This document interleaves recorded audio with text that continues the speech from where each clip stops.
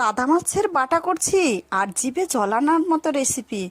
চাদা মাছটা বাজার থেকে কিনে নিয়ে এসে ধুয়ে পরিষ্কার করে নিয়েছি। এইদিকে অল্প রসুন দিয়েছি আর বেশ কয়েকটা কাঁচা লঙ্কা দিয়েছি। তারপরে কড়াইয়ের মধ্যে আমি দিয়ে দিচ্ছি জল।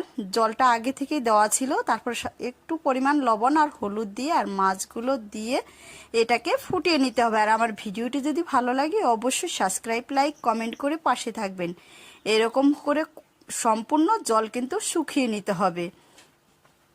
এই যেভাবে করে একটু নেড়ে চেড়ে দিব। তারপরে এটার মধ্যে এখন একটু তেল দিতে হবে। এইরকম ফাঁকা করে নিব। ফাঁকা করে নিয়ে একটু তেল দিয়ে কালো জিরে দিয়ে সুন্দর করে একটু ভেজে নিচ্ছি। হালকা করে ভাজবো, অতটাও কিন্তু ভাজা যাবে না।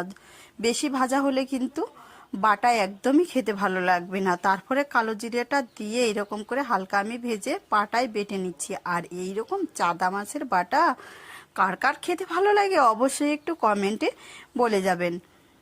এখন হচ্ছে পাটায় বেটে নেওয়ার পালা। স্বাদ মতো একটু লবণ দিয়ে আমি এখন বেটে নিচ্ছি।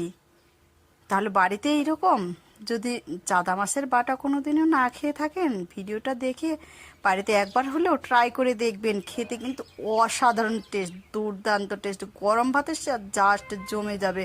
আমার তো এখন বাটা শেষ, এখন গরম ভাতের সাথে মজা করে খাবো।